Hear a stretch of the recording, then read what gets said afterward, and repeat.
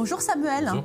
Il y a une finale historique qui nous attend en tennis. Oui, tout à fait. C'est la première fois que la place du numéro 1 mondial va se jouer en finale du dernier tournoi de la saison. Novak Djokovic, actuellement numéro 2 mondial, atteint donc cette finale en se débarrassant de Kei Nishikori.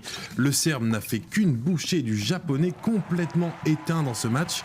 Il l'assomme en 2-7, 6-1, 6-1. Un match expéditif où l'ancien numéro 1 a montré un niveau de jeu exceptionnel. Le Serbe, qui est parfaitement conscient de l'enjeu de la rencontre de ce soir, veut savourer chaque instant. On l'écoute.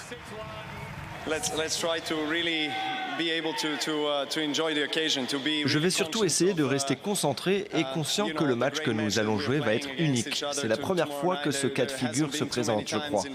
Oui, donc je me sens vraiment privilégié et évidemment honoré de jouer une finale historique contre Andy. On se connaît depuis des années et c'est sûrement le match le plus important de notre carrière, l'un contre l'autre, que nous allons jouer. Donc je compte bien en profiter.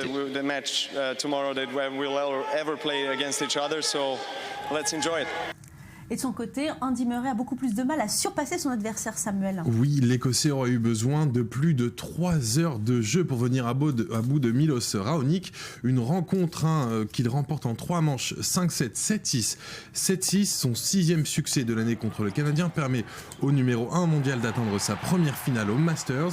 Une finale qui risque d'être un peu déséquilibrée, tant Andy Murray s'est battu sur l'ensemble de ses matchs. Ces derniers temps, aucune victoire n'a été facilement obtenue. Toujours est-il que le numéro 1 mondial assure qu'il donnera tout ce qui lui reste dans cette finale qui promet d'être épique. Andy Murray qu'on écoute. Je suis évidemment exténué. J'ai joué tellement de matchs ces derniers mois. Cette semaine encore, j'ai joué beaucoup de matchs de plusieurs heures. Donc je vais vraiment essayer de donner tout ce qui me reste comme force contre Djokovic. Ça va être difficile, mais je ferai de mon mieux. Ça promet un beau spectacle. En perspective, on va parler maintenant football avec la 13e journée de Ligue 1. Oui, avec une bataille acharnée pour prendre la tête du classement général. Monaco, grâce à une victoire à Lorient avec 3 buts, en prend d'ailleurs provisoirement les rênes, juste devant le Paris Saint-Germain qui a reçu et battu Nantes 2-0. Nice, pour le moment 3e, va devoir sortir vainqueur de son match à Saint-Etienne pour espérer récupérer sa place de leader de Ligue 1. On va passer au sport automobile avec le Grand Prix d'Australie. Oui, tout à fait. C'est encore un pilote Volkswagen qui remporte le dernier Grand Prix de la saison. Cette fois-ci, ce n'est pas Sébastien Ogier, mais son équipier Andreas Mikkelsen qui s'offre sa 2e victoire de l'année. Après la Pologne, le Norvégien n'a jamais perdu son avantage acquis dès la 3e spéciale. Une victoire qui a été obtenue dans l'émotion, puisque après la décision prise au début du mois par Volkswagen de se retirer du championnat du monde, Mikkelsen, Ogier et le Finlandais Jari-Matti Latvala devront trouver un nouveau volant. La saison prochaine, on écoute le vainqueur très ému. C'est vraiment une sensation extraordinaire de gagner. Mais d'un côté, c'est tellement triste de savoir que cette fabuleuse équipe ne sera plus en compétition la saison prochaine. J'ai dit à Anders, wow, cette équipe et cette voiture vont me manquer. Je suis très triste. Et si on passait au golf avec une performance violente? Oui, très violente. Regardez, c'est un fantastique coup de golf. C'est la médaille d'or olympique australienne de snowboard Tora Bride qu'on voit se préparer, qui va tirer. Regardez, très beau tir. Et ben non, loupé. Elle frappe de plein fouet le caméraman, le pauvre. La balle atterrit malheureusement entre ses jambes. Donc elle accourt vers lui pour essayer de s'excuser auprès de lui, mais elle n'arrive pas à s'empêcher de rire.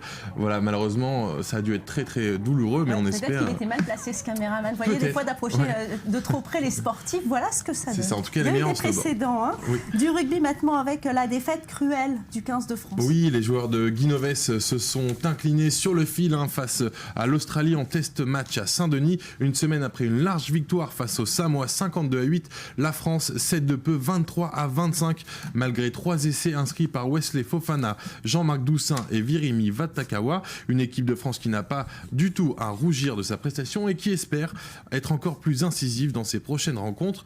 On écoute l'entraîneur qui compte justement redresser le tir face aux All Blacks dans une semaine au Stade de France. Restez elle est d'une part très grande parce que sur la fin on peut battre ces mecs, mais aussi liée à cette première mi-temps qui ne sert pas tout le travail que ces joueurs font depuis 2-3 semaines.